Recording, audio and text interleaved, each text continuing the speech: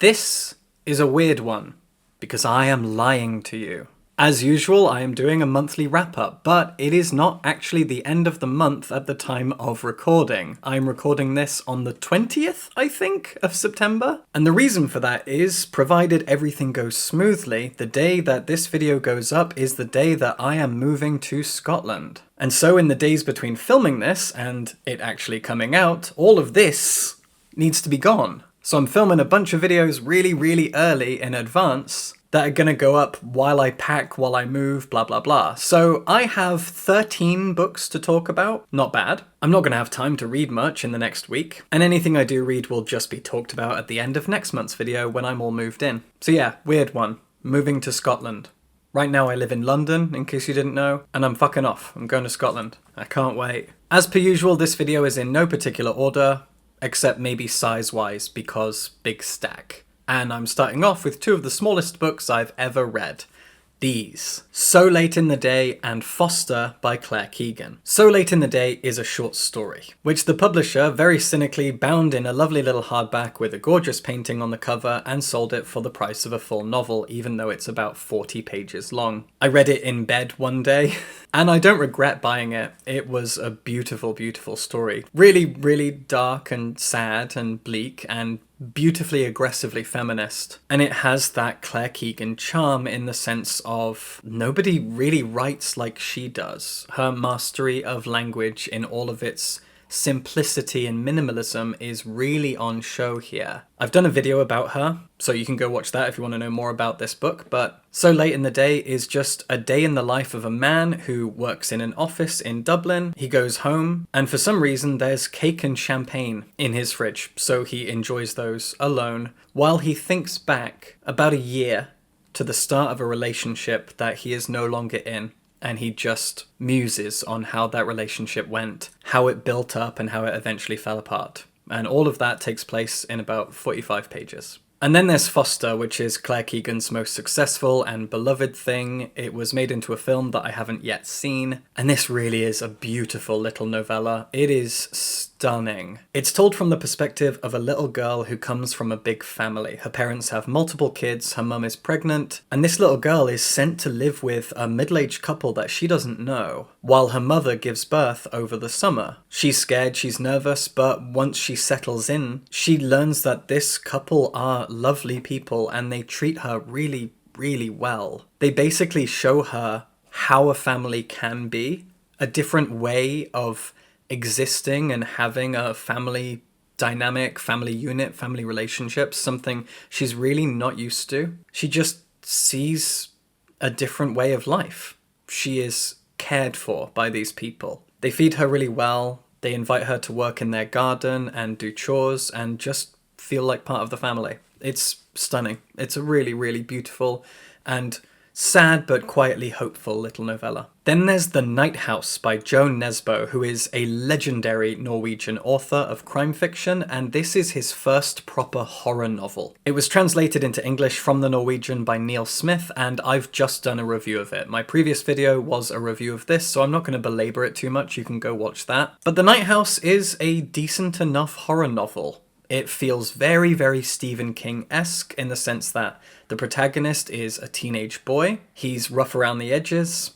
He's had to move at the beginning from the city to a quiet town to live with his aunt and uncle because his mother and father tragically died. He's a real outcast. He gets bullied at school, but he's full of rage and frustration. And he's slowly making friends, but every friend that he makes, and doesn't treat very well, by the way, starts to disappear/die in a really weird way, and it has something to do with this house that sits in the middle of a forest outside of the town. The house is called the Night House, and there is someone who used to live there, and we learn more about that person. But the book opens in a really shocking way. Our protagonist's friend gets eaten by a phone. They're stood in this old-fashioned phone booth. They make a prank call, and then suddenly the phone starts to suck his friend up, chew him up and eat him. as the cover beautifully implies. This cover art is stunning. This is proper like 70s, 80s horror poster, and I love it. Anyway, watch my review if you want to know more. Now, because we're in spooky season and we're about to properly enter October, and I'm going to do nothing but enjoy Halloween-y things, and that means lots and lots of horror movies, horror games, and horror books. I'm planning to do a video of a few new horror novels that I've read recently, and one of those is Horsemen by Christina Henry. This is a curious novel. It's the first time I've read Christina Henry, but I planned to read it this month. I stuck to it and I read it. Yay, go me. This is a Sleepy Hollow story, and I thought it was going to be a retelling, a reimagining of that classic short story that's been turned into a film and I think a TV show. But no, it's actually a sequel. This is a story that's set a good few decades after the events of the original legend of Sleepy Hollow. Our protagonist is a young trans guy. He was assigned female at birth.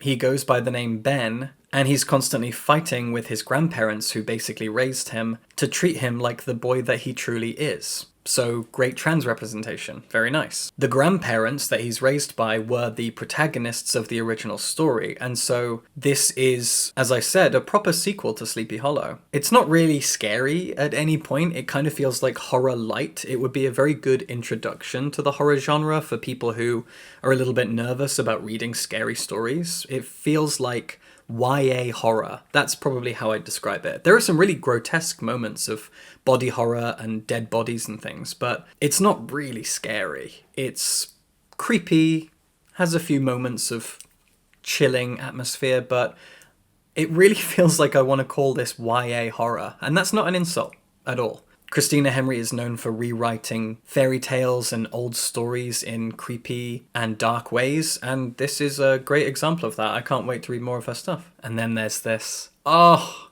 yes, The Tenant of Wildfell Hall by Anne Bronte. This was my first introduction to Anne Bronte. I haven't read Agnes Grey. I've never read her before. Wuthering Heights is one of my favourite novels. I also love Jane Eyre, but like many people, I had ignored Anne Bronte until now, and this book is wonderful.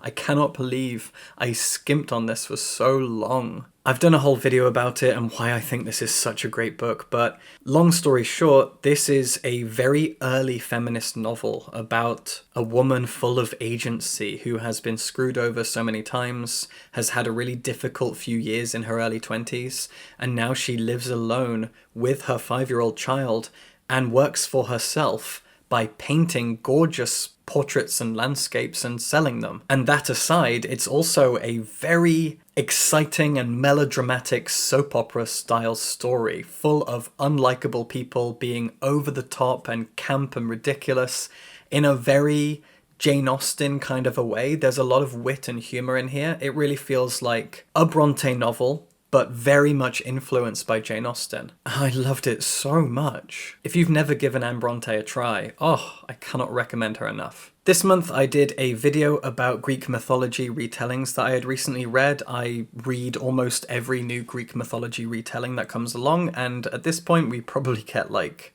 3 or 4 per year at least. And one of those was Ithaca by Claire North. Claire North is a science fiction writer, but she has recently turned her talents to Greek mythology. There is now a sequel to this out as well. The House of Odysseus, I think it's called. I read Ithaca and I liked it. I didn't love it because there are a few aspects to the narrative, the storytelling techniques that she uses that I didn't really like, but I loved the characters and the story and the events. That was all really good. It tells the story of Penelope, the wife of Odysseus who was left to run Ithaca by herself while her husband went off to fight in the Trojan War, and people started coming back. Agamemnon came back, lots of people came back, those who survived, and he didn't.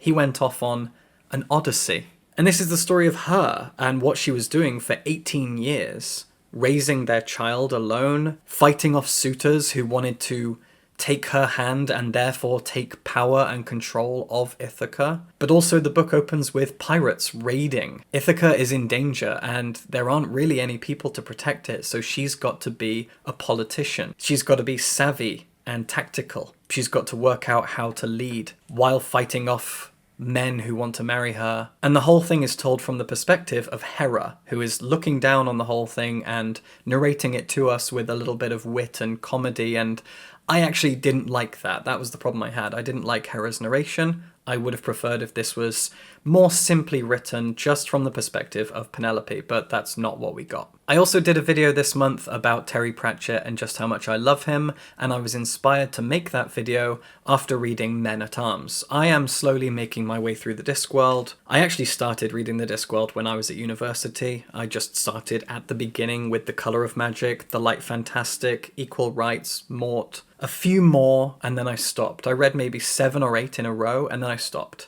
And I never got to The Watch. A lot of people love The City Watch, so a few months ago, I read Guards, which was absolutely fantastic. A wonderful, wonderful book. And this is the second Watch book, Men-at-Arms. And now that it's been a few weeks since I read this, I'm not sure which one I preferred. I think this one is slightly smarter. There's a bit more going on, politically, thematically. And this is the book where some characters who were introduced in that book get to shine a little bit more, get to be expanded upon, and new characters are introduced, so the whole cast of characters is expanding and growing. But just like any Discworld book, this is a book that shows off the kindness and the humour and the wonderful satire of Sir Terry Pratchett. I think the one that comes after this is Feet of Clay, and I'm going to be reading that soon. I've got a copy. That book is particularly pretty as well, so it keeps sort of enticing me in.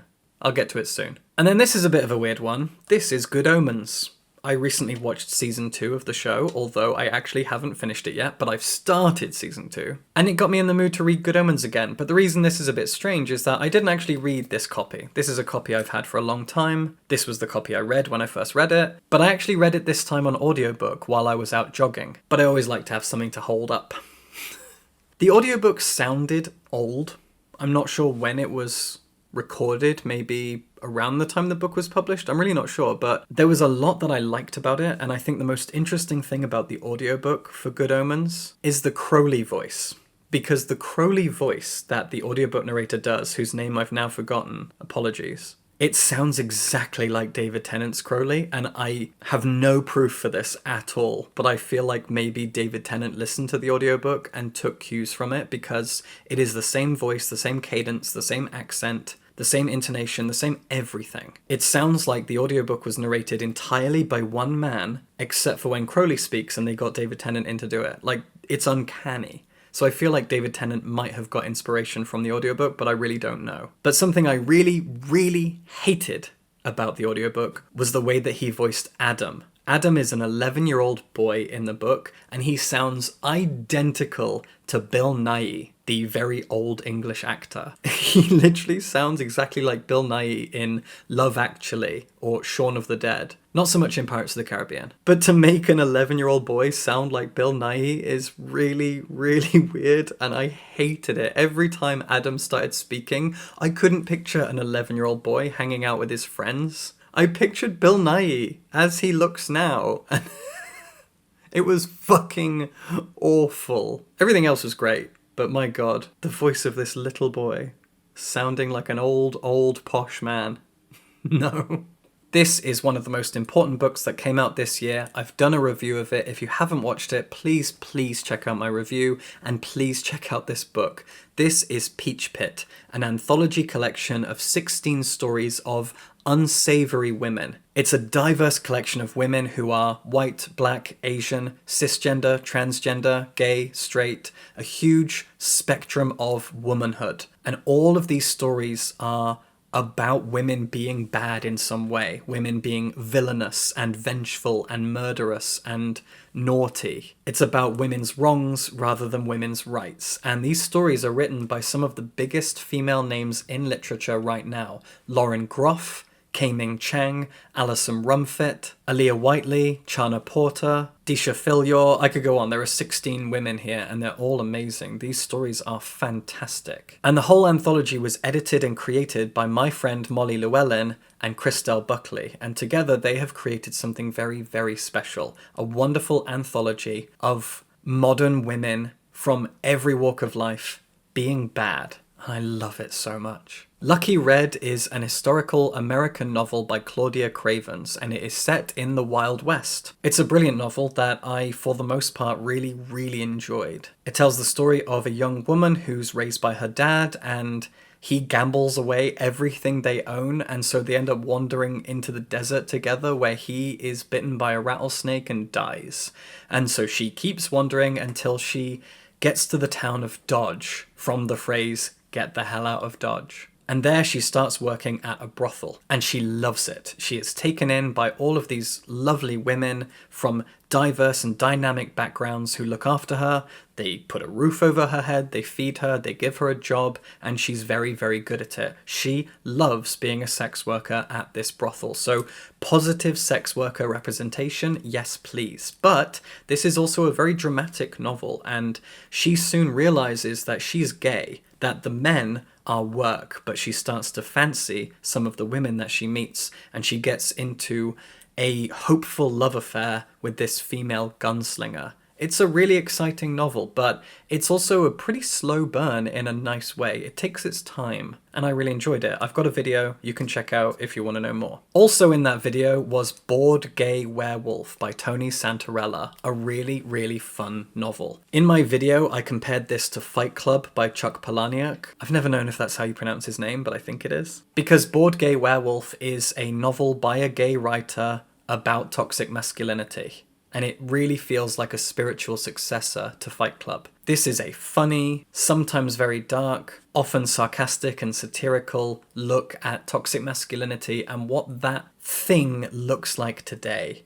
Grind culture, rich men telling other men how to live their lives. And our protagonist is a bored gay werewolf. He works at a bar in a random city that I don't think is ever named. And one day, another werewolf comes along and says, "I know what you are. I'm that too." This guy is a cis-het man, and he's very wealthy, and he takes our protagonist in under his wing. And our protagonist can clearly see that this is like an MLM situation, toxic masculinity, blah, blah, blah. But he's roped into it for a few very convincing reasons, and he goes along for the ride. It's a really great book. It's really, really fun.